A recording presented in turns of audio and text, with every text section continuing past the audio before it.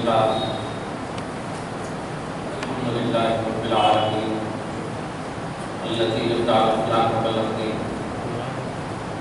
والصلاة والسلام على من كان نبيا وآدم خير المعرفين وعلى آله وأصحابه الطاهرين الطيبين أجمعين أما بعد فأعوذ بالله من الشيطان الرجيم بسم الله الرحمن الرحيم يا أيها الذين آمنوا اتقوا الله وابتغوا إليه الوسيلة وجاهدوا في سبيله لعلكم تفلحون صدق الله العظيم وبلغنا رسوله النبي الأمين النبي الكريم ونحن على ذلك لمن الشاهدين والشاكرين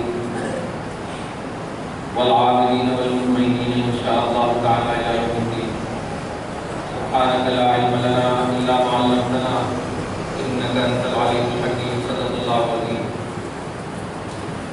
نہایت ہی ادب و احترام کے ساتھ بارگاہ رسالت مآب والے رسالت مآب میں علیہ درود و سلام صدر کرام پیش فرمائے اللہم صلی علی سیدنا شفیعنا حبیبنا مولانا محمد معدن الجود والکرم وعلی آلہ الکرام الکریم وآلہ واصحابہ وسلم صلاۃ و سلام علیک یا حبیبی یا سیدی یا رسول اللہ صلی اللہ علیہ وسلم۔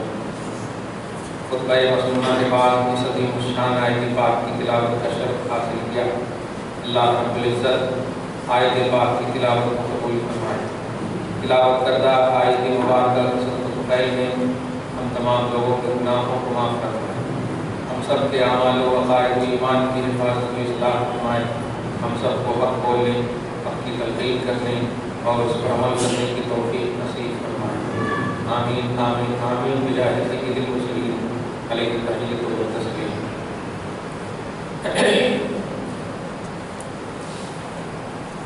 دسمبر کی 5 تاریخ سے اور انگریزی کیلنڈر کے حساب سے آپ کو سننا ہے ہندوستان کے سارے خطوں میں پیچھے بیٹھ کے دیکھیے آج اگر سے ذرا سی بھی کسی کے اندر شدھ ہے سوسی ہے ذکر ہے اچھا باب مسجد کا ایک نئے مرتبہ نام اٹھایا ہوگا اور آپ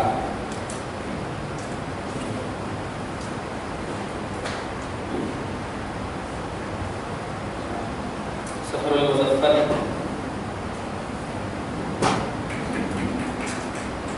قمری مہینوں کے اعتبار سے دوسرا مہینہ ہے، اسلامی کیلنڈر کے اعتبار سے ہمارا دوسرا مہینہ۔ گزشتہ جمعہ میں پورے مہینے کی ہم نے شرعی حیثیت بتا دی اور ایک لفظ میں موت، حیات، بلائیں، مصیبتیں، غرضی کی زندگی کی چیزیں آرام کی ہوں یا سکون کی، تکلیف کی ہوں، پریشانی ہو، جو بھی ہو، ساری چیزوں کا براہ راست تعلق اللہ رب العزت سے ہے۔ اسی لیے ایمان مفصل میں آپ ہم پڑھتے ہیں وَالْقَدْرِ خَيْرِهِ وَشَرِّهِ مِنَ اللَّهِ تَعَالَى۔ ہم اس تقدیر پر ایمان لاتے ہیں، اس تقدیر جو تقدیر خیر سے بھی تعلق رکھتی ہے اور شر سے بھی، چاہے خیر ہمارے ساتھ متعلق ہو یا شر متعلق، یہ سب اللہ کی جانب سے ہے۔ ہم اپنے ایمان مفصل میں پڑھتے ہیں اللہ تعالیٰ اسی پر سب کو قائم رکھے، گزشتہ بات کو حفظ میں رکھنے کا مسلسل جذبہ اور توفیق نصیب کرے۔ آج صرف میں نے مسلسل تلاوت کرنے والی کو آیت تلاوت کی ہے، کیونکہ گزشتہ جمعہ میں سورہ تحریم کی آیت نمبر 6 تلاوت کی۔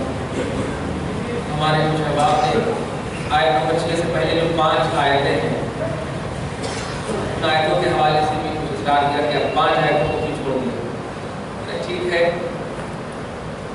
مناسبت اور ظاہر ہے قرآن پاک کی ہر آیت اگر دیکھا جائے تو ہر وقت اور ہر لمحہ اپنے اندر وہی خصوصیت رکھتی ہے جو خصوصیت اس وقت میں چاہیے اس کو۔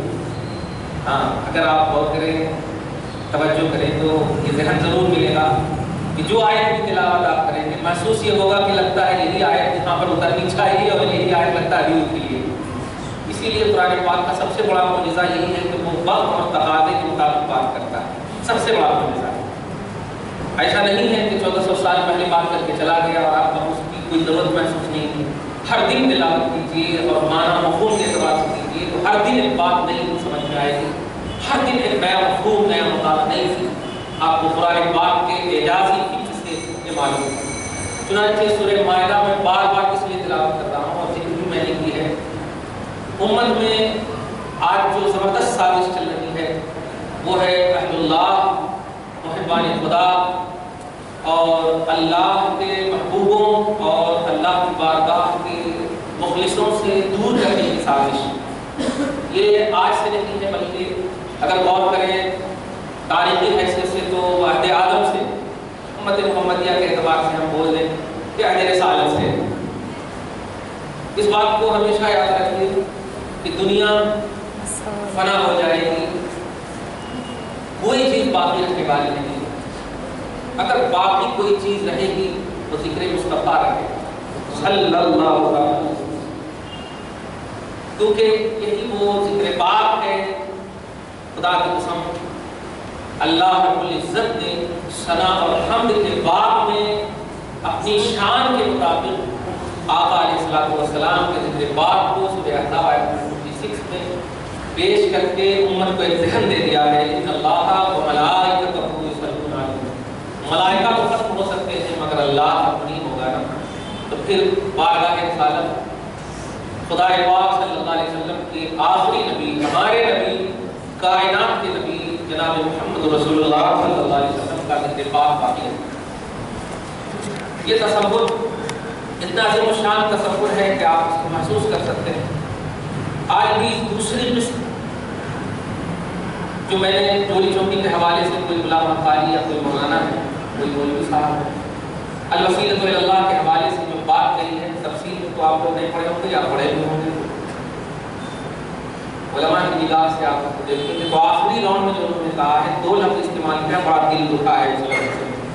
اس میں یہ ہے کہ کسی بھی در اور آستانے پر جانے کی ضرورت نہیں۔ لفظ در اور آستانے کا استعمال کر کے سارے رسول اللہ سے دور کرنے کی زبردست سازش کی ہے۔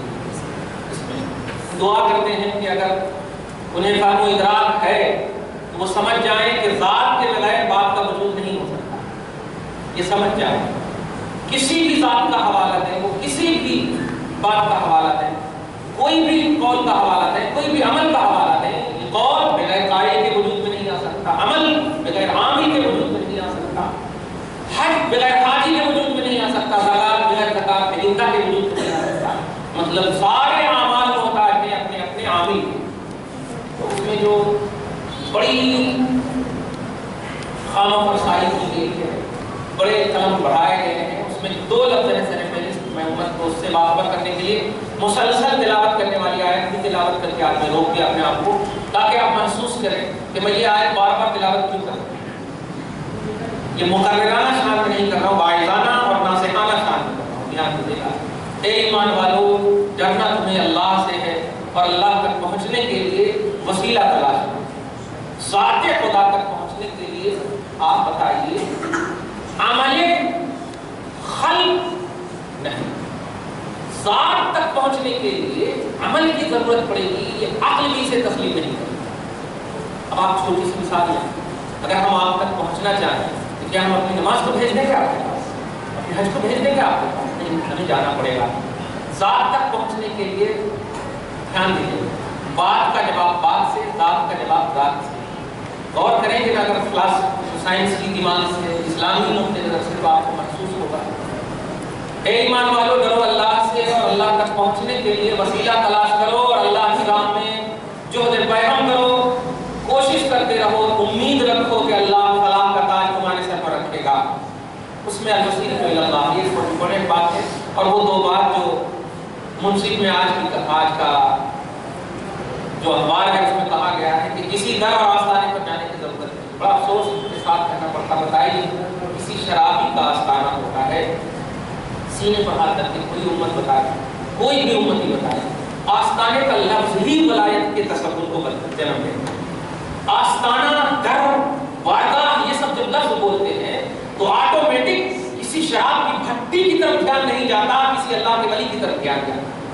جیسے در مصطفیٰ، کیا مطلب؟ آستانہ رسول، کسی بھی بڑے سے بڑے آستانہ سے اچھے مزین کر دیں آپ اپنے گھر کو، مگر آپ کو بنا نام بھی اگر آپ دے دیں وہاں پہ کہ آستانہ ذوالفقار، آستانہ جمن جمراتی، تب بھی اس آستانے پر کوئی جانے والا نہیں ہوگا۔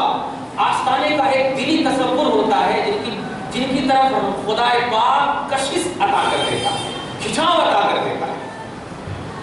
آستانے اور در پہ جانے کی ضرورت نہیں، آپ اتنا تو کہہ دیتے تو بچ جاتے، تو کسی غیر اللہ کے پاس جانے کی ضرورت نہیں، تو تھوڑا سا بچ سکتے تھے۔ آستانہ اور در کہہ کے تم نے اہل اللہ اور محبان خدا سے دور کرنے کی سازش کی ہے، ہم اس کی مذمت کرتے ہیں، ہم اس کا رد کرتے ہیں۔ اللہ تعالیٰ آپ کو اہل اللہ کے حوالے سے دلائے یہی منشا الہ ہے۔ سورہ مائدہ کے آیت نمبر 119 میں اللہ سبحانہ فرماتا ہے، اے ایمان والو ڈرو اللہ سے اور رہو سچوں کے ساتھ۔ سچوں کی ہم نشینی میں رہو، آپ سچ کی ہم نشینی میں نہیں کہا، عمل کی ہم نشینی میں نہیں کہا۔ صادقین اور صدق میں بڑا فرق ہے پیارے، صدق کے ساتھ رہو نہیں کہا ہے، صادقین کے ساتھ رہو۔ صدق عمل ہے اور صادقین عامل کا نام ہے۔ شروع ہی میں کہا کہ عمل بغیر عامل کے وجود میں نہیں آ سکتا۔ اگر آپ نے ولیوں کو اپنے اندر لے لیا، محبان خدا کو اپنے اندر لے لیا، تو ان کا عمل آٹومیٹک آپ کے پاس آ جائے گا۔ بہت اس میں اس بات کی طرف زور دی جاتی ہے، اور آج تک جو میں نے وسیلہ کے حوالے سے جتنے بھی مطالعہ کیے ہیں، گزشتہ سال میری کتاب جو لکھی 2 سال پہلے، وسیلہ اور شفاعت کا شرعی معیار 100 پیج کے قریب ہے، وہ ہے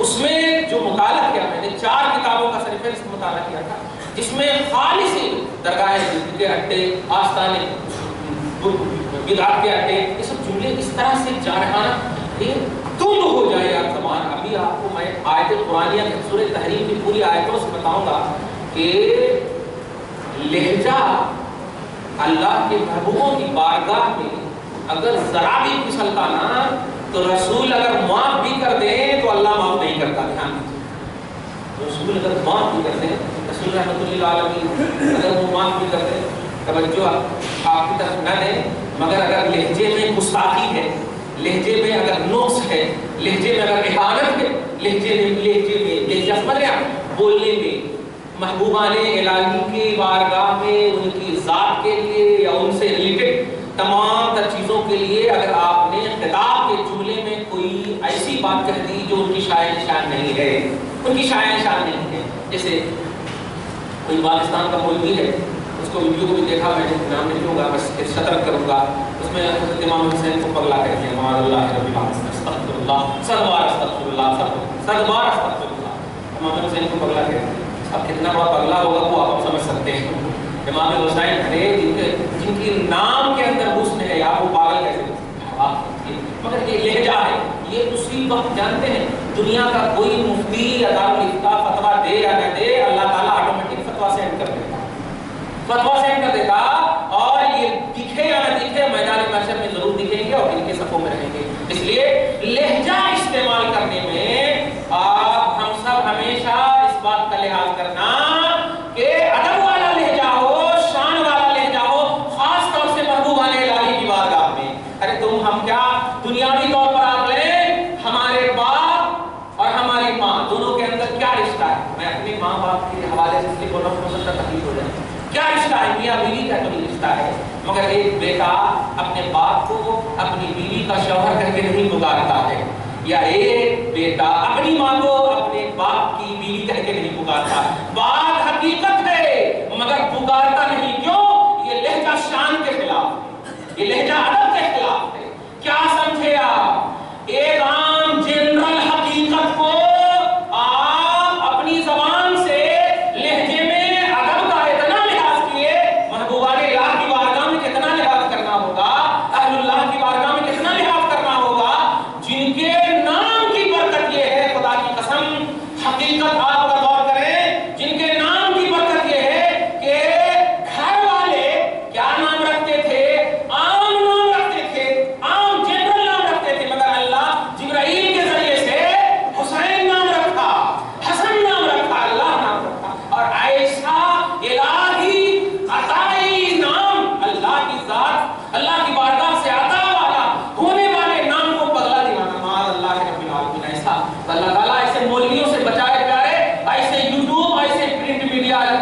ہمیشہ سے آپ ہمیشہ کے لیے بچو، اور اگر دیکھنا بھی ہے تو دیکھو، مگر خدا کی قسم جب ایک جنرلی عوامی سطح پر ایک بوڑھے کو آپ کہیں اے بوڑھے، کا دل رک جائے گا ان کا کہ کیا یار کیسے تم بلا رہے تھے، ہاں اگر حضرت حضور یہ سب جملہ کہیں گے تو یہ ادب والے کہلائیں گے۔ اللہ تعالیٰ ادب کو بہت پسند کرتا ہے، دھیان دیجیے گا، بلکہ ادب ہی کو پسند کرتا ہے، اگر غور کریں تو ادب ہی کو پسند کرتا ہے۔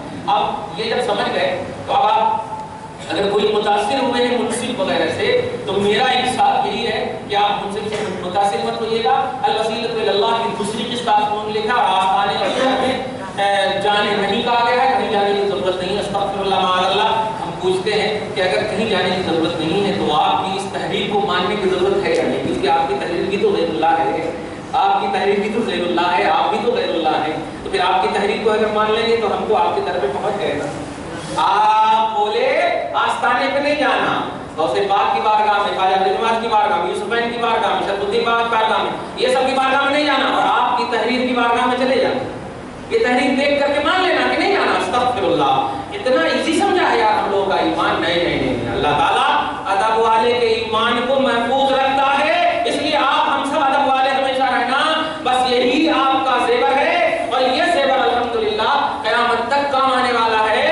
اعمال کی دنیا میں آپ جو کچھ بھی کرنا ہے کرو، عرب کی دنیا میں آپ ایک دم مضبوطی سے رہنا۔ اللہ سبحانہ کی آپ سورہ تحریم کی پوری آیت، اس کا پہلے پس منظر آپ کو بتا دوں، پہلا پس منظر۔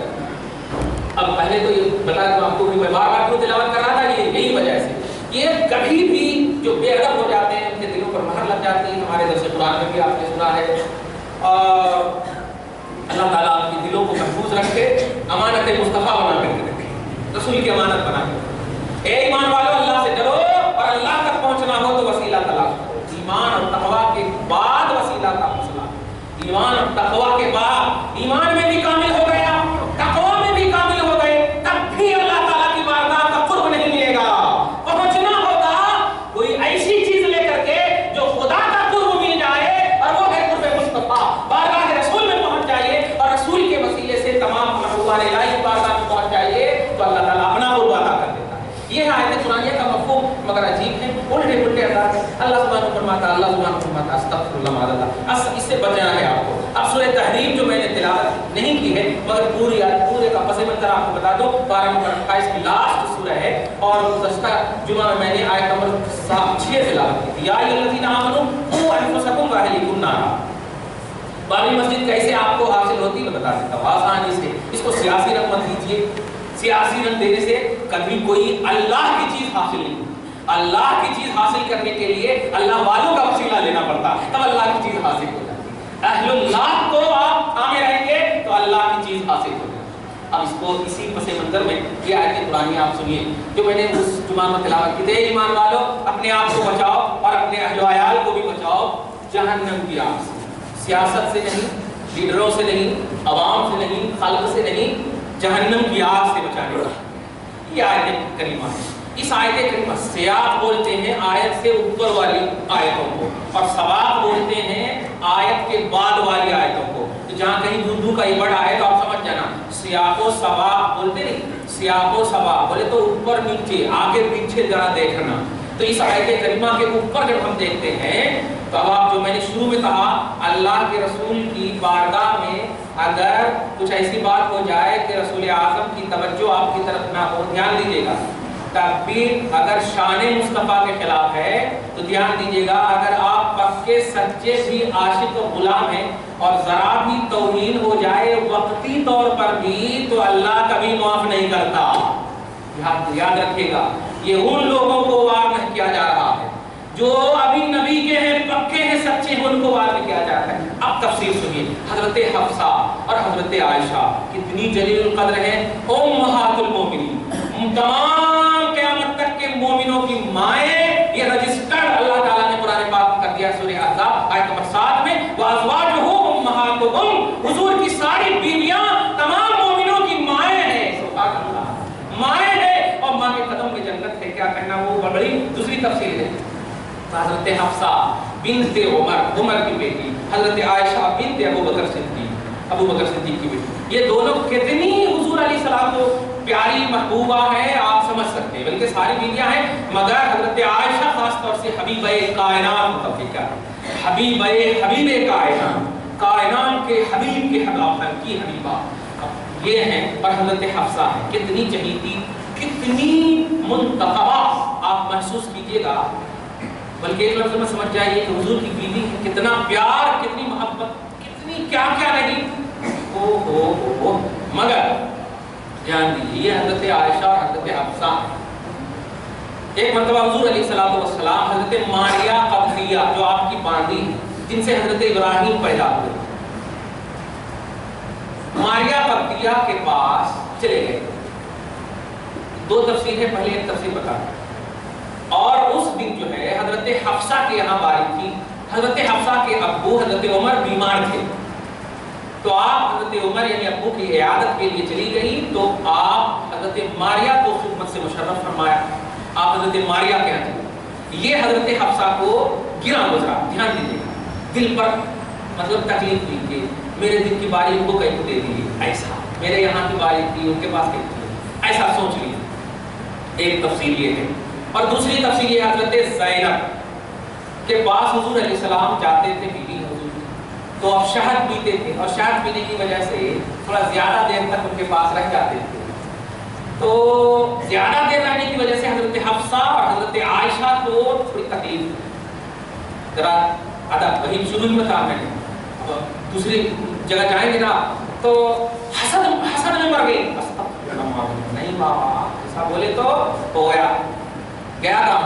یہ بولیے تھوڑی تکلیف دل پر گرا گزرا، ایسا بولیے. رش کرنے لگی ایسا.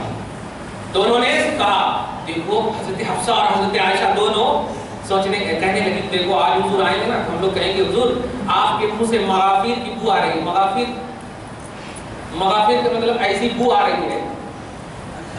حالانکہ شہد پیتے تھے مگر مغافیر کی بو آ رہی ہے. اب مغافیر نبی پاک مطلب کے لیے حرام، یعنی یوں سمجھیے کہ مغافر ایک ایسی چیز ہے حرام میں جو یوں سمجھیے حرام ہے اور اس سے بدبو آتی تھی. وہ پیتے بھی نہیں تھے رسول اللہ ان کے، اس لیے نبی پاک جب آئے تو ان دونوں نے بیک زبان کہا آپ کے منہ سے مغافر کی بو آئی. تو آقا نے فرمایا مغافیر تو میرے قریب آنے سے بھی ہچکچاتا ہے، مغافیر میرے یہاں سے، میں تو شہد پیا ہوں. تو حضور علیہ السلام نے کہا اگر تجھے تکلیف ہو رہی ہے، دھیان دیجیے گا رحمۃ للعالمین، اگر تجھے تکلیف ہو رہی ہے تو جاؤ آج سے میں نے شہد کو اپنے اوپر حرام کیا.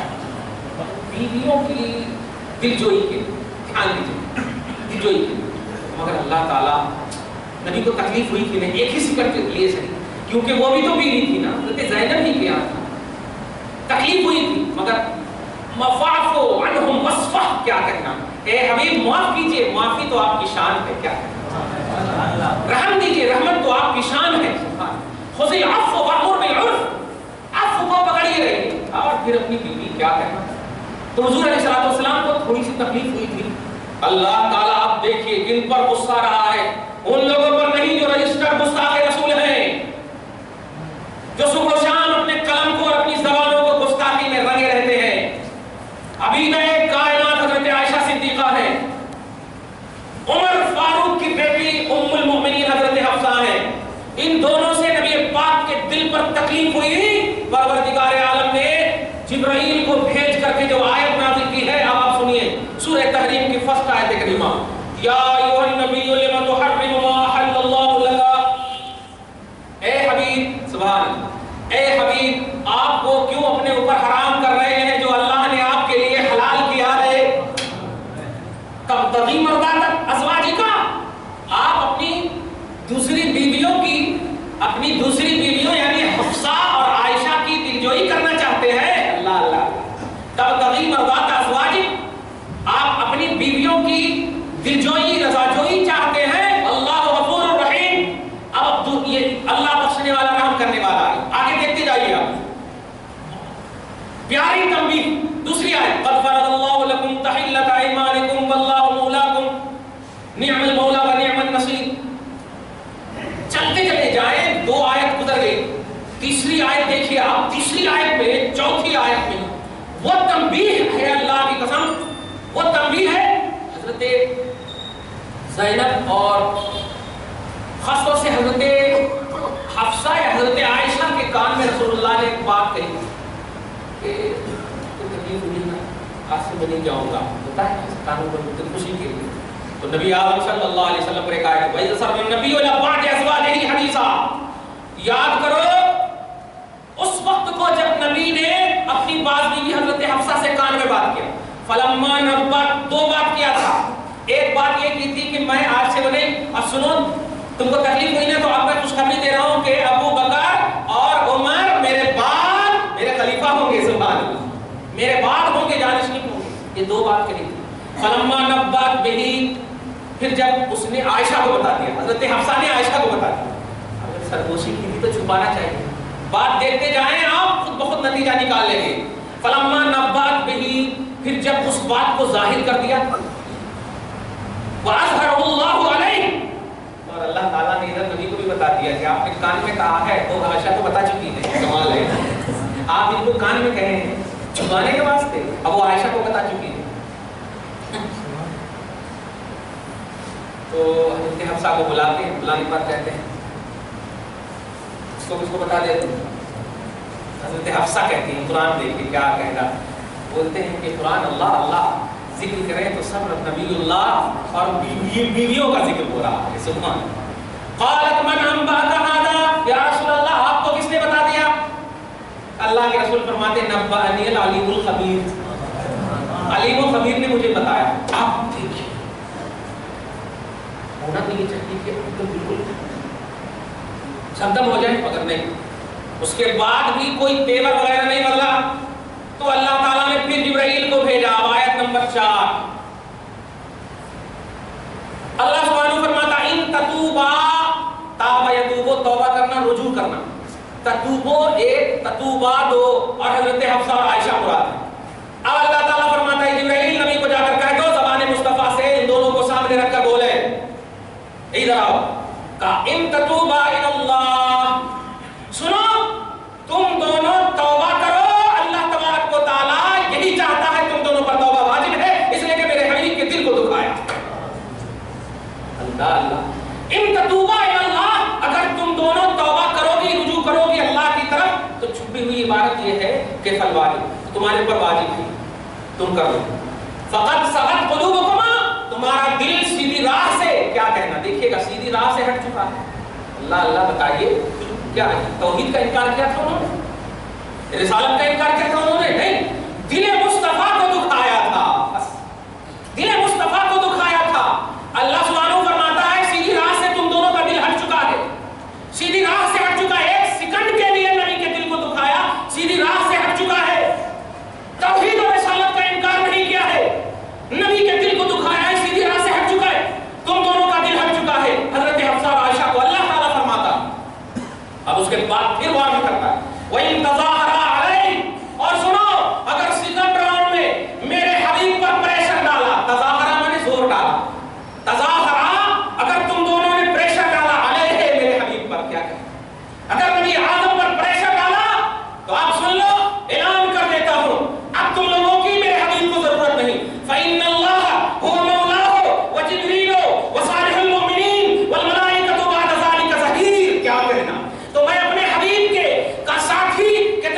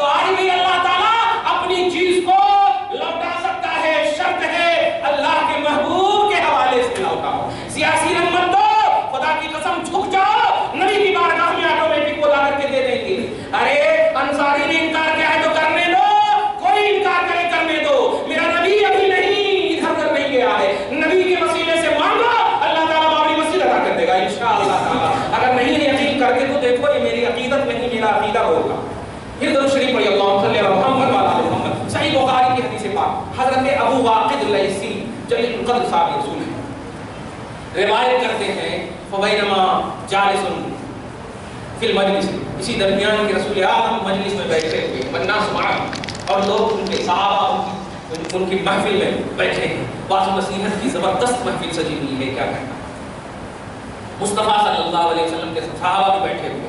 اس اقبل ثلاثۃ النفر کہ اچانک 3 لوگوں کا گزر ہوتا ہے، 3 لوگوں کا گزر ہوتا ہے نبی پاک کے سامنے سے. اب آپ غور کریں، اسنان الی رسول اللہ صلی اللہ علیہ وسلم، دو رسول کی محفل کی طرف چلے آئے اور ایک رسول کی محفل سے چلے گئے. عربی کے جملے ہیں فوقفا علی رسول اللہ صلی اللہ علیہ وسلم. وقفا، وقف مانے ٹھہرنا، وقفا 2 ٹھہر گئے، 2 ٹھہر گئے بارگاہ رسالت میں. والرجل ادبر، اور ایک بھاگ گئے چلے. آقا علیہ الصلوۃ والسلام کی جب محفل ختم ہوئی، ختم ہونے کے بعد آقا فرماتے ہیں الا اخبرکم عن النفر الثلاثہ، کیا میں ان 3 لوگوں کے بارے میں تمہیں خبر نہ دوں؟ اللہ صحابہ پوچھنے ہی جا رہے تھے کہ پہلے ہی بتا دیا رسول نے. تو ان 3 کے بارے میں خبر نہ دے دو کہ وہ 3 کون ہیں، کیا ہیں، کیسے ہیں؟ تو آقا علیہ السلام کے صحابہ نے کہا یا رسول اللہ بالکل دیجئے. تو آپ نے فرمایا سنو، الاسنان عمل واحد، ایک تو فآوا الی اللہ، دھیان دیجئے گا یہ پوائنٹ دے رہا ہوں، بڑی عظیم الشان بات ہے. فآوا الی اللہ، ایک تو اللہ کی پناہ لیا، فآوا ہو تو اللہ نے اسے پناہ دے دیا. دھیان دیجئے. والثانی فاستحیا منہ، اور ایک جو ہے مجلس کے سامنے نہیں پیچھے مجلس میں بیٹھ گیا تھا. فاستحیا منہ، اللہ تعالیٰ سے شرم کرتے ہوئے فاستحیا ہو تو اللہ نے انہیں شرم کر دیا، یعنی شرم کا بدلہ عطا فرمایا. مطلب یہ کہ اب تو جگہ نہیں ہے، میں ایسے اٹھوں گا تو لوگ دیکھیں گے تو بیٹھ جاتے ہیں. ایسے نہیں کرنا پیارے. کبھی بزرگوں کی محفل بیٹھی ہوئی تو جہاں جگہ مل جائے بیٹھ جانا فوراً. تو اب آپ دیکھیے تو اللہ نے ان سے حیا فرمایا. والثالث اعرض عنہ، اور تیسرے نے اللہ سے روگردانی کی تو فاعرض عنہ، تو اللہ نے بھی ان سے روگردانی کر لی. آپ پوری دنیا کے حدیث دانوں سے پوچھو کہ وہ محفل مصطفیٰ کی سجی ہوئی تھی، صحابہ مصطفیٰ کی بارگاہ میں ہے، مگر نبی پاک کیا کہہ رہے ہیں کہ وہ 3 میں سے پہلا اللہ کی بارگاہ میں آیا، دوسرا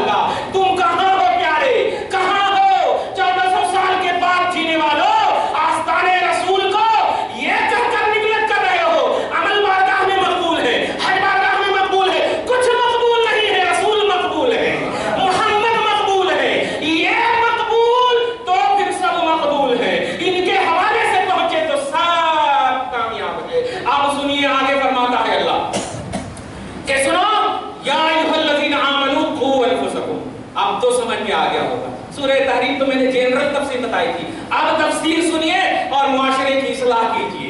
اب اس آیت کریمہ کا ترجمہ سنیے. اب اللہ فرما رہا ہے اے ایمان والو ڈرو, خود کو اپنے آپ کو بچاؤ اور اپنے اہل و عیال قریب اقربا رشتہ دار سب کو بچاؤ جہنم سے. اوپر سے 5 آیت کریمہ سن لیے ہیں, اس کے بعد 6ویں آیت ہے جہنم کی آگ سے بچنا چاہتے ہو در مصطفیٰ پہ جھک جاؤ, محمد کی بارگاہ میں جھک جاؤ. اور پیارے مومنوں کا خطاب اشارہ کر رہا ہے کہ عائشہ بھی مومن تھی, حفصہ بھی مومن تھی, انہوں نے اپنے آپ کو بچا لیا. تو اگر تم نے بھی کبھی کسی توہین والی باتوں پر توجہ دی تھی, اگر تم نے بھی نبی کی شان میں خلاف کی باتوں پر توجہ دی تھی, تو جھک جاؤ, توبہ کر لو اور بچا لو جہنم کی آگ سے. اللہ تعالیٰ تمہیں بھی پناہ دے دے گا جیسے عائشہ کو پناہ دیا ہے, حفصہ کو پناہ دیا ہے. پیارے یا ایھا الذین آمنوا قوا انفسکم واہلیکم نارا, اے ایمان والو جہنم سے بچنا چاہتے ہو در مصطفیٰ پر جھک جاؤ, تم بھی بچ جاؤ گے, تمہاری نسلیں بھی بچ جائیں گی, تمہاری نسلیں بھی بچ جائیں گی. اللہ تعالیٰ ہم سب کو اب صحیح سمجھ عطا فرمائے, صحیح شعور عطا فرمائے, صحیح فکر عطا فرمائے اور ہمارے معاشرے کی اسی طرح اصلاح فرمائے. مولا ہم دعا صرف یہ کرتے ہیں کہ اگر وہ تیری چیز ہے امانت بابری مسجد, مولا اپنے حبیب کے وسیلے سے ہم سب کو عطا کر دے, ہمیں کسی کو کا محتاج نہ بنا. مولا تو اس بات پر قادر ہے. مولا جب حبیب کو کفاران مکہ جیسے سرکش سے تو نے بچایا, پروردگار عالم اسی حبیب کے وسیلے سے ہماری مسجد کو لوٹا دے مولا, اور اس میں سجدہ ریزی کی اور اذانوں کی گونج کو عطا کر دے. مولا ہمیں کسی کا محتاج نہ بنا. مولا پروردگار عالم بس اسی دعا کے ساتھ تیری بارگاہ میں ہم جھک جاتے ہیں, اور آج خصوصیت کے ساتھ ہم سب کے اعمال کو حبیب کے صدقے میں قبول کر کے اس مسجد کے صدقے طفیل میں پروردگار اس مسجد کو بھی عطا فرما دے. بابری مسجد ہماری امانت, تیری امانت پروردگار عالم, تیرے محبوبوں کی امانت ہے. مولا اپنے امانت کی حفاظت کی پھر ہم سب کو توفیق عطا فرما. ہم بیراہ ہو چکے تھے مولا, ہم نے سجدہ نہیں کیا. پروردگار اس کی زینت سجدہ ہے, مسجد کی آباد کاری سجدہ ہے. آج سے ہم تیری بارگاہ میں صدق دل سے نبی کو واسطہ بناتے ہوئے وعدہ کرتے ہیں مولا مسجد میں اپنے سر کو خم کریں گے. پروردگار سجدہ کریں گے, مولا رکوع کریں گے, قیام کریں گے. پروردگار مگر تو ہی توفیق دینے والا ہے. مولا مسجد کو عطا فرما سجدہ کی توفیق کے ساتھ. آمین بجاہ سید المرسلین وآخر دعوانا الحمدللہ رب العالمین. جو سنت نہیں پڑھ سکے سنت